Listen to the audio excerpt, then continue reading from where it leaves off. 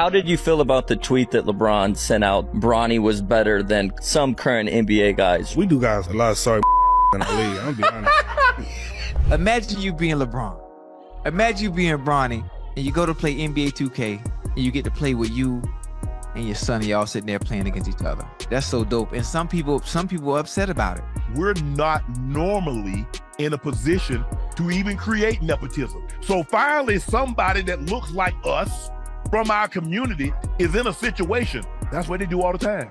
LeBron James has, again, you can tell, not raised by a father, doesn't, and I'm telling you, if he had given him a job at Uninterrupted, if he had given him a job at Clutch Sports, zero problem. Giving him a job in the NBA when the guy is clearly unqualified, this is classic nepotism. It undermines the game. The tension snapped into focus the minute LeBron casually tossed that League Pass tweet about Bronny being better than some of these kids, laughing emojis and all. What might have been a private dad flex suddenly read like a gauntlet thrown at every scout, analyst, and fan who had quietly wondered whether the father-son spotlight had eclipsed pure basketball evaluation. In one short social post, the whole conversation stopped being just about a kid's development and started being about power, influence, and whether the modern NBA will bend its talent pipeline to fulfill a personal narrative. He has the Bugatti engine, but he wants to drive the speed limit. He don't want a ticket. I don't want a ticket, right? That's how he uses his body. The moment was cinematic. And of course, because this is 2026 and nothing stays private, clips, hot takes, and player reactions exploded across platforms. That's the instant the Bronny controversy jumped to a new level. Not is he good, but who built this opportunity and why?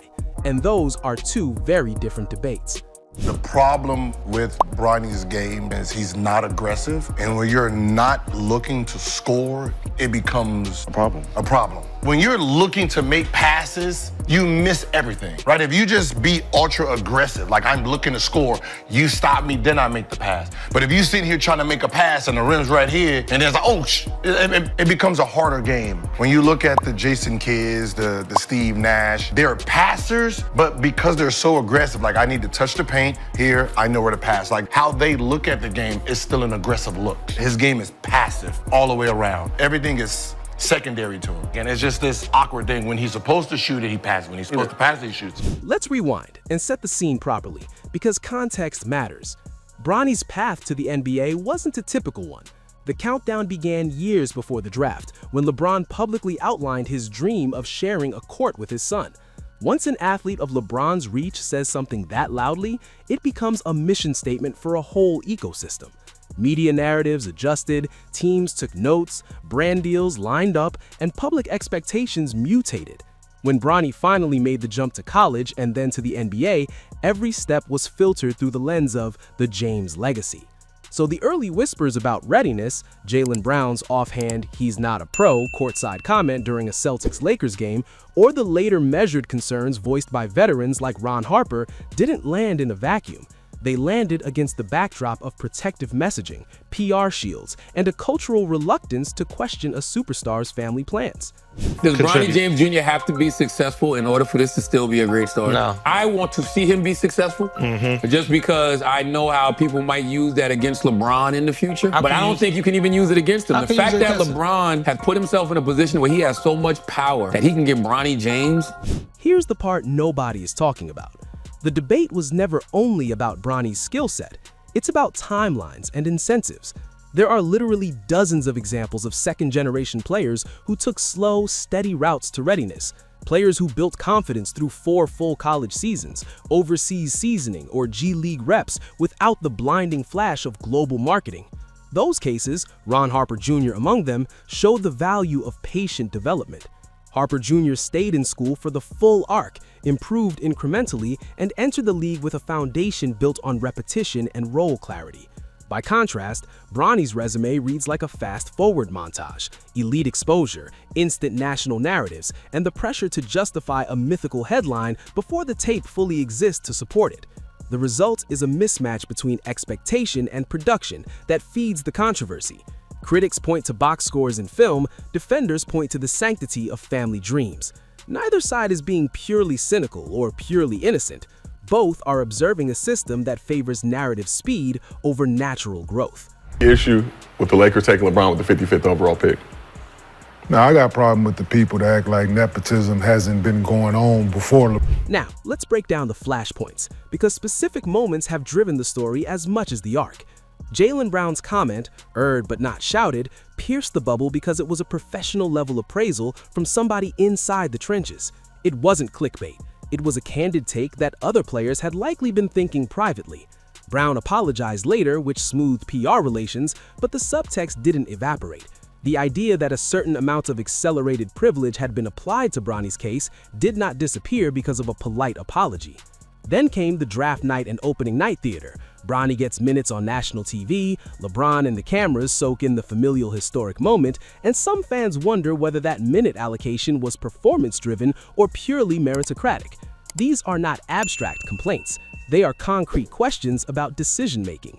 When Jeannie Buss or other franchise voices chime in to frame the selection as justified or symbolic, it doesn't help the perception that the choice was made on basketball merit alone.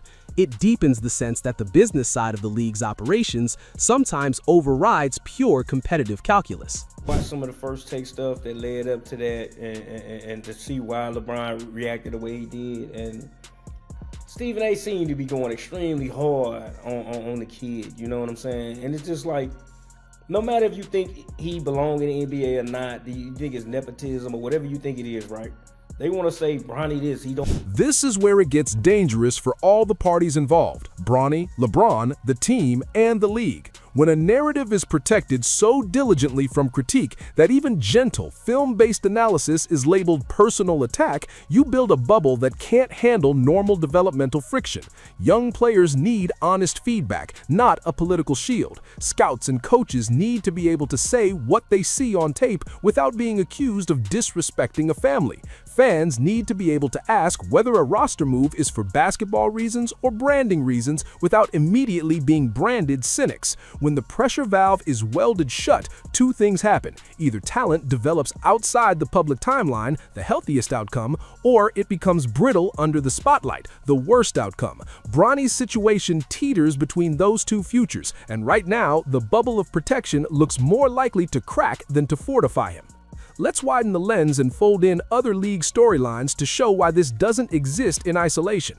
The NBA in 2026 is obsessed with narratives about legacy, team construction, and player empowerment. Luka is building a case for generational greatness in Dallas. Nikola is redefining how we value the center, and teams are constantly balancing short windows of contention with long-term architectural planning.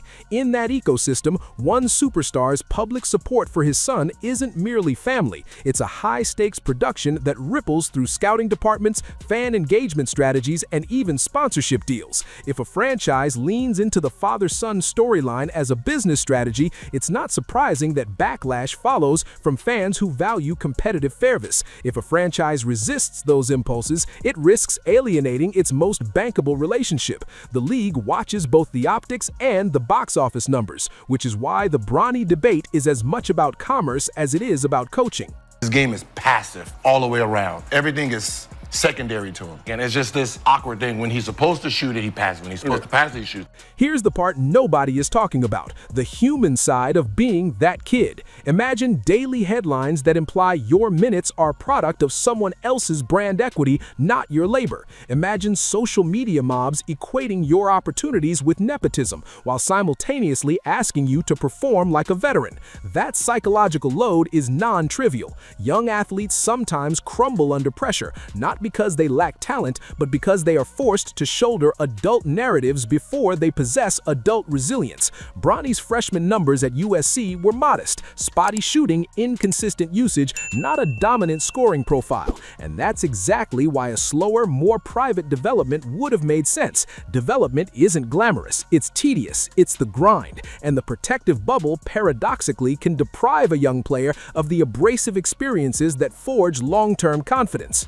Now escalate the narrative for a moment. Imagine the arc 2 or 3 years from now. If Bronny grows into a reliable starter, critics will say it was inevitable and point to his pedigree. If he falters and becomes a role player off the bench, defenders will argue the pressure and the narrative rush wrecked his timeline. Either way, the story will be simplified into a morality play about destiny and choices. What no one wants to admit is that both sides, protection and critique, are partially right. Influence opened doors, Bronny still needs to close them through sustained performance. The league benefits from the pageantry of the LeBron-Bronny storyline in the short term, but it benefits from genuine competitiveness in the long term.